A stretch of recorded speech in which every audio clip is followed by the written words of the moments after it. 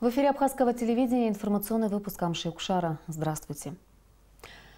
Сегодня в Абхазии отмечают День памяти защитников Отечества. 26 лет назад, 14 августа 1992 года, войска Госсовета Грузии под предлогом охраны железной дороги вторглись на территорию Республики Абхазия. Началась Отечественная война народа Абхазии, длившаяся 413 дней и ночей. Война, которая унесла жизни тысяч сыновей и дочерей Абхазии, Северного Кавказа, Юга России, представителей нашей зарубежной диаспоры. Имена героев навсегда останутся в памяти народной. Сегодня, 14 августа, президент Рауль Хаджимба обратился к народу Республики Абхазия в связи с 26-й годовщиной начала Отечественной войны народа Абхазии 1992-1993 годов. 26 лет назад в Абхазии началась кровопролитная война, унесшая тысячи жизней. В этот скорбный день мы вспоминаем тех, кто отстоял наше право на жизнь, мирное небо над головой и будущее наших детей. На защиту нашей Родины встали люди всех национальностей, проживающих как в Абхазии, так и за ее рубежами. Мужество, отвага и бесстрашие наших воинов принесли победу в войне за независимость. Подвиг защитников Отечества навсегда останется в народной памяти. В этот день мы также чтим память нашего первого президента, главнокомандующего Владислава Ардзанова. Благодаря его незаурядным способностям и силе духа народ объединился перед лицом опасности, встал на защиту Родины и победил в неравном бою. Вечная память павшим воинам, мира и благополучия народу Абсны отмечается в обращении президента Рауля Хаджимба к народу Абхазии. 14 августа – трагическая дата в истории современного абхазского государства. Дата, изменившая нас, навсегда разделившая нашу жизнь на «до» и «после». Сегодня по всей стране прошли памятные мероприятия. В Сухуми они начались в 11 часов утра с возложения цветов в парке боевой славы. Цветы возложили президент Рауль Хаджимба, спикер парламента Валерий Кварча, премьер-министр Геннадий Гагулия, родные и близкие погибших, ветераны и инвалиды Отечественной войны народа Абхазии, военнослужащие вооруженных сил республики, представители различных политических партий и общественных организаций, школьники. Утро 14 августа по традиции началось с возложения цветов к мемориалу славы, где похоронены защитники Отечества. Отдать дань памяти погибшим в столице. В парке славы пришли матери погибших, ветераны Отечественной войны народа Абхазии, президент Рауль Хаджимба, спикер парламента, депутаты, общественность, родные и близкие. Сегодня во всех городах и районах республики возлагают венки и цветы к памятникам и могилам погибших. В православных храмах проводятся поминальные молебны. С начала грузинской агрессии в Абхазию стали прибывать добровольцы из Северного Кавказа, чеченцы, ингуши, кабардинцы, адыги, черкесы, осетины, русские и представители других национальностей, решившие встать на защиту нашего малочисленного народа. Многие из них были совсем юными. Абхазия тогда объединила многие народы. В первые же часы войны войска Госсовета показали, как они собираются наводить порядок в Абхазии. По пути к столице республики они расстреливали мирных жителей, брали в плен абхазов, обстреливали пляжи Сухумы с вертолетов. Президиум Верховного Совета Абхазии объявил о мобилизации взрослого населения и формировании полка внутренних войск. В рядах этих героев, которые первыми встали на защиту Родины, находился и Артур Исаханян. Он погиб 21 августа 1992 года, спустя неделю после начала войны. Артуру Исаханяну посмертно было присвоено звание Героя Абхазии. Начало войны я была на работе. Я работала телефонисткой. Позвонила сотрудница и говорит, Красный мост перегорожен, говорит, началась война. Мальчик уже служил в полку у нас, здесь находился в Агудзерах. Я начала звонить туда, не могу дозвониться. Ну, конечно, отпросилась с работы и бегом домой. Прихожу, мужу говорю, он мне так показывает пальцем, как, мол, он спит. Но молчим. Телевизор вообще звук убрали, молчим. И в это встает он, муж на меня смотрит, я на него смотрю. Ни он, ни я не можем сказать. Потом я говорю ему, ты знаешь, вот так, вот так. Он как психанул, говорит, почему вы меня не разбудили? Там же ребята, которые воевать не могут, это надо быть там. За 5 минут у него ботинки, тогда офицеры такие ботиночки носили. Он начал завязывать шнур. Тогда шнурки рвались, когда одевался. А сейчас даже шнурки не порвались. Вот так, за минуту он оделся. У нас двухкомнатная, пока я вышла на балкон, чтобы на ЭЖБ посмотреть. Он уже останавливал машину, садился. Вот так он ушел на войну. Но он уже служил в полку. Ему не было 23. Он погиб на мой день рождения. Так что день рождения подходит, и 26 лет, как он погиб. Конечно, это очень тяжело. Я всем желаю, чтобы не было войны, чтобы мамы не хоронили своих детей. Это самое страшное. Поверьте мне, годы проходят. Особенно сейчас, когда ты вкладываешь и получаешь отдачу, и когда ты в возрасте и нету рядом этого плеча, это очень трудно. Чичика Мархоля, бывший командир первого взвода, первой роты 3-го батальона, герой Абхазии. Сегодня он убежден, тогда в страшное для страны время именно единство, боевой дух и мысль о победе морально помогали и привели к заветной мечте. 14 августа, где-то в обед на Фольское отделение милиции работал, услышал такая трагедия. Там служебный автомат имели, мы получил, приехал сюда, уже на Красном мосту, бои шли. Трофейный танк был там подбит, стояла. Потом со стороны военной санатории снайпера били. Там где-то часик мы побыли. А потом в обком партию пошли, оттуда нам сказали за Гумистинским речкой укрепиться. И вот так защищали нашу родину. Совсем юные девушки во время войны плечом к плечу сражались вместе с отцами, мужьями и братьями. Каждый день и час они были рядом с теми, кто боролся за свободу и независимость.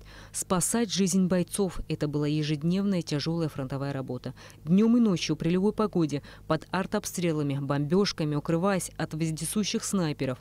Работа, целью которой была победа жизни над смертью. Работа в условиях боя, после которого звенит в ушах и голова какая-то тяжелая. Даже спустя четверть века именно такими воспоминаниями делятся те, кто ценой собственной жизни шли спасать. Я тот день, 13 ночи на 14 я дежурила начальником медицинской службы гвардии Абхазской армии. Вот мы там и находились, часа 2-3 ночью подъехал к нам наш друг и говорит, что наши ребята с Ахуреев попали в плен. Мне было 21 год, я уже после 89 года я знала, что это такое грузины, потому что меня сняли с работы за грузинский флаг. Нигде меня не принимали. Благодаря Ардзенбе я попала в Чадарский полк с первого дня формирования до конца. И всю войну прошла, и я себя не хвалю, и я не повесила никакой какой-то флаг, я не поймала никакой-то танк, сделала все, что от меня требовалось, я сделала как медик на войне. Никто не должен забывать всех ужасов Отечественной войны народа Абхазии. Забыть – это значит предать настоящее прошлое. Когда в 1992 году дети, отцы и мужья уходили воевать, они были готовы к тому, что кому-то не суждено вернуться. Но они смотрели в будущее, в наш мир. Каково было матери, которая провожала своего сына на войну, зная, что видит его в последний раз. Или жене, молодой маме, ребенок которой остался без отца. Но их дети родились и выросли в свободной стране. Организация Киараз организовала детский лагерь, который называется «Апепш». Мы провели 2 потока. Сегодня, 14 августа, мы с нашими детьми решили почтить память павших за победу, за нашу Родину. На самом деле они сами изъявили желание прийти и возложить цветы в этот день. Мы очень надеемся, что мы своими какими-то поступками, действиями не позорим тех, кто отдал свою жизнь за нашу свободу, за нашу победу и за нашу жизнь. Война с Грузией продолжалась 13,5 месяцев, 413 страшных кровопролитных дней. После победы Абхазию ждали и международная изоляция, и экономическая блокада со стороны стран СНГ. Но она выстояла и дождалась признания своей независимости Россией и другими странами. Уже через считанные дни мы будем отмечать 10-летнюю годовщину этого важнейшего события.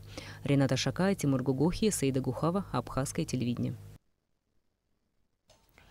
Сотни людей приняли участие в памятных мероприятиях в Гагре. Руководство города во главе с Геннадием Сеченовым, ветераны войны, родные и близкие погибших, жители и гости города, школьники вначале возложили цветы и венки к памятнику основателя современного абхазского государства, первому президенту республики Владиславу Ардзинбе. Затем все направились к еще одному памятному месту в парке Слава, к мемориалу погибшим в Отечественной войне народа Абхазии. Тяжелый день сегодня. Это 14 августа 1992 года вошла трагической датой в истории Абхазии. Сегодня не хочется говорить о политике, не хочется говорить ни о чем. Просто сейчас перед глазами стоят вот эти мальчишки и девчонки. Это как будто было вчера. И сердце обливается кровью. Как дорого досталась нам эта победа.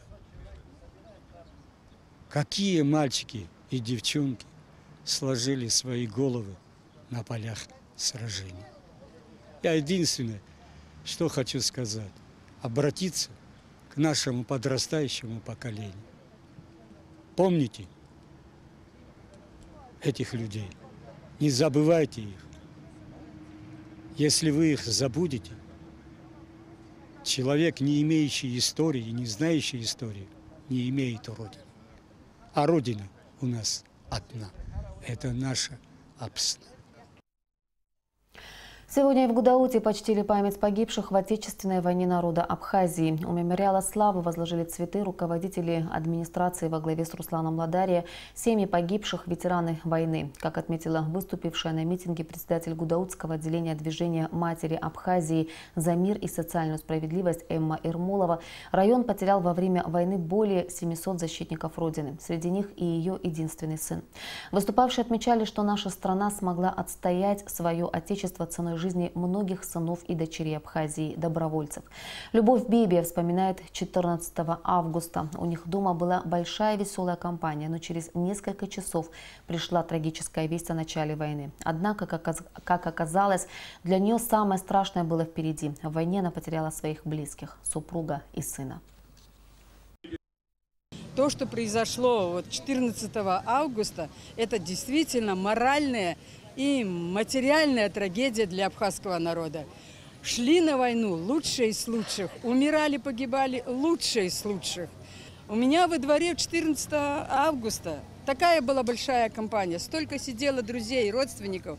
Но когда сказали, упали бомбы на Сухум, 1-2 человека сели на машины и поехали в сторону Сухуми. Все поехали по домам. Это уже надо было делать вывод, что дальше. Первым пошел на войну мой муж, не без оглядки. За ним пошли его близкие друзья, близкие родственники.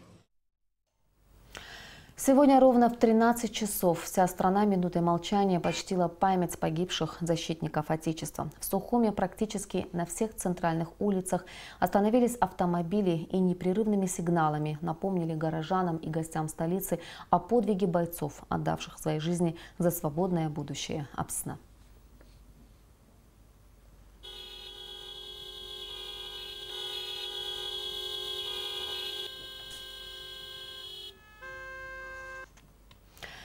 14 августа, в день начала Отечественной войны народа Абхазии, первыми встретили врага и приняли бой бойцы отдельного полка внутренних войск Абхазии. Абхазская гвардия. Так гордо они называли себя тогда. Позднее гвардия была расформирована, но по сложившейся традиции бойцы полка ежегодно встречаются 14 августа, вспоминают боевых товарищей и погибших однополчан. Отдельный полк внутренних войск Абхазии или Абхазская гвардия был создан указом председателя Верховного Совета Абхазии Владислава Ардзинбе в декабре 1991 года. Несмотря на то, что до Отечественной войны народа Абхазии было еще далеко, Владислав Григорьевич понимал, что вокруг нашей страны сложилась непростая ситуация, и Абхазия должна суметь себя защитить в случае необходимости. Около 600 бойцов вошли в состав Абхазской гвардии. Из вооружения у них в арсенале было только стрелковое оружие. В день начала Отечественной войны бойцы гвардии первыми встретили врага в районе села Ахурей. Затем приняли бой возле 14-й школы в Сухуме и на Красном мосту. Свои задачи полк начал выполнять до 14 августа. Это опять же и в Ингурии, когда остановили продвижение Ланчава, и разоружение бандформирований на территории Абхазии, которые в то время уже появлялись. Первый бой был в районе Ахурея. В дальнейшем продвижение притормозило подразделение Гудзерский батальон непосредственно. И дальше уже Красный мост. До эстакады 14-й школы бой шел примерно часа 3-4, если не больше. Ну и мы вынуждены были оттуда отойти в связи с тем, что не очень удобны были позиции для обороны. И отошли к мосту. Полк себя зарекомендовал превосходно. По данным грузинского генерала, как он сам говорил, первые 3-4 дня, пока в город они не смогли войти, у них убитых и раненых поступило до 600 человек. По сложившейся традиции, каждый год бойцы Абхазской гвардии встречаются возле частной галереи своего однополчанина Батала Джапуа, вспоминают боевых товарищей. 3 бойцов Наура Агарба, Хицкура Джинджолия и Нури Багателия потеряла гвардия в первый же день войны. Практически созданное вот это подразделение, это тот костяк армии, который в дальнейшем, значит, воевал и одержал, как известно, победу. Именно вот эта гвардия, она и здесь, 14 августа, на следующий день, 15 августа, в самой западной части Абхазии, где высадился десант грузинский, вот, и наши подразделения, которые под командованием Тимура Надарая держало вот тот небольшой, но и, значит, неравный такой фронт. Абхазская гвардия после создания вооруженных сил Республики Абхазия была расформирована, но бойцы гвардии продолжали сражаться в различных армейских подразделениях. Сегодня, в день начала Отечественной войны народа Абхазии, бойцы гвардии подняли символическое знамя своего полка. Что особенно ценно, столб, который использован в качестве флагштока, привезен из Ачимчирского района, оттуда, где в 1992-1993 годах шли самые ожесточенные бои. Этот столб, он стоял на позициях между селом Раду и Аджев, Моква, между, значит, 2 батальонами, грузинским и абхазским. Он стоял на нейтралке, и вот вы видите, в него сколько пуль попало, сверху донизу он прострелян. И эти все пули, это все грузинские пули. С той стороны, откуда сидели абхазцы, нет ни одной пули, потому что абхазцы просто так никуда не стреляли. А они стреляли от страха перед нами просто во все, что вот перед ними. И плотность огня была такая, что даже вот этот тоненький столб не избежал нескольких сот попаданий. Первый день войны показал, что Абхазия просто так не сдастся, что абхазы – достойные противники, которые благодаря огромной силе духа способны противостоять во много раз превосходящему по количеству и вооружению противнику. 4 дня бойцы Абхазской гвардии и присоединившиеся к ним резервисты, практически не имея вооружения, стояли насмерть, защищая Сухум. Это дало возможность женщинам и детям покинуть столицу, а основным силам отдельного полка внутренних войск Абхазии закрепиться на главном рубеже – Гуместинском.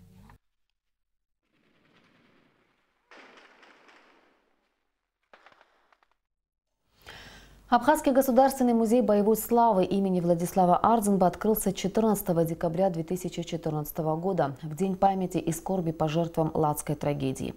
С каждым годом количество уникальных экспонатов растет, а посещаемость людей увеличивается. Традиционно в день начала войны, 14 августа, здесь проводится День открытых дверей. Репортаж Саида Джарсалия.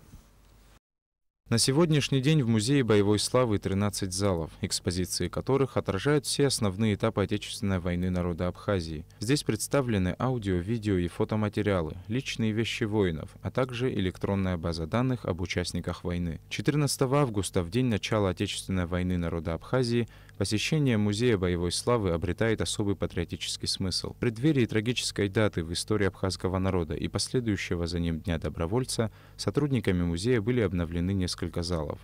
Коллективом музея был подготовлен, переоборудован зал памяти, в котором вы можете видеть на ново сделанных витринах экспонируются вещи погибших бойцов и командиров. Благодаря этим новым витринам теперь мы можем действительно экспонировать то, что какое-то время хранилось у нас в специальном помещении.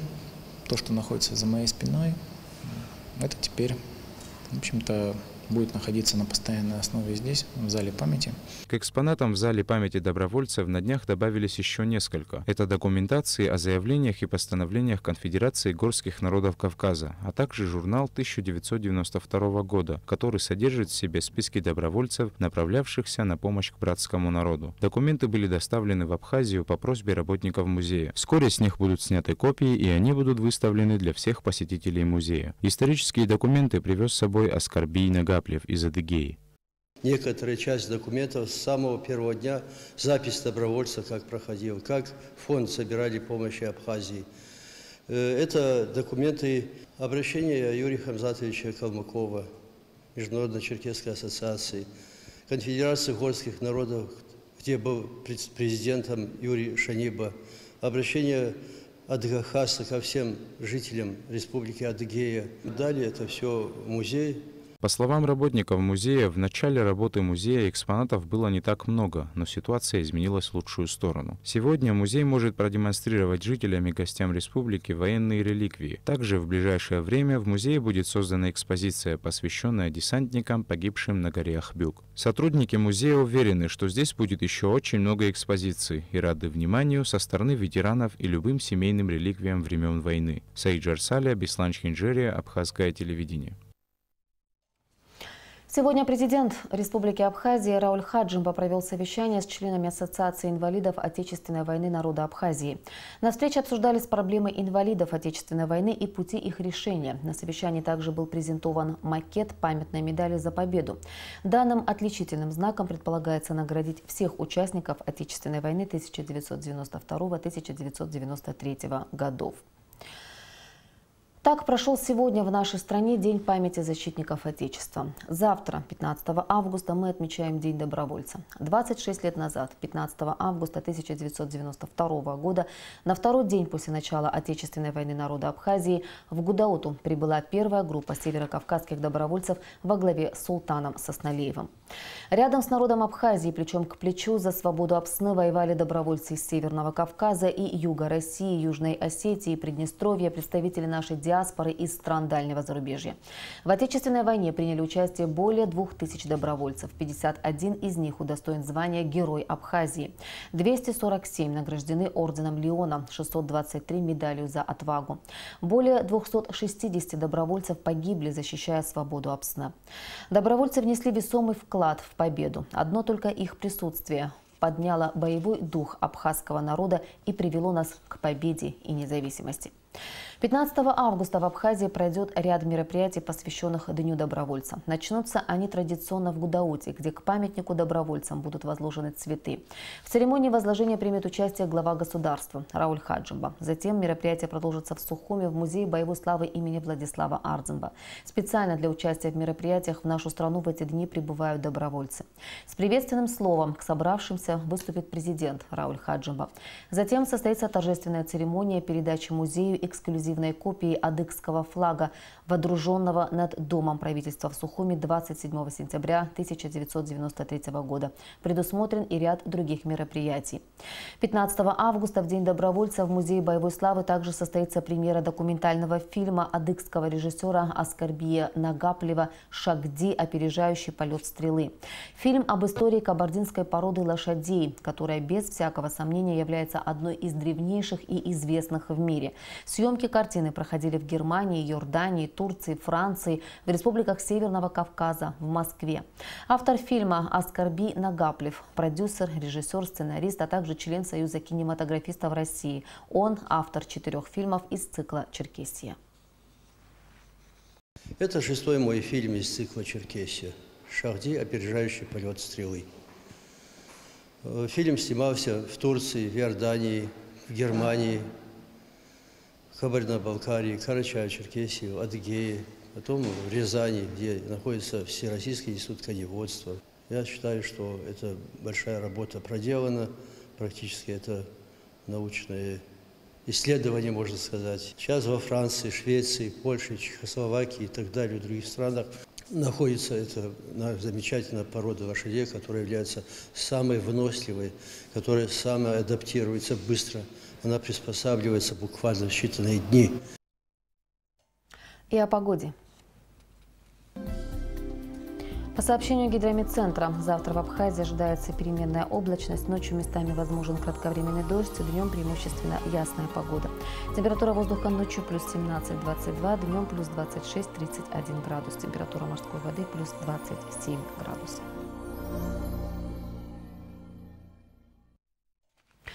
Информационный выпуск завершен. Я прощаюсь с вами. До встречи в эфире.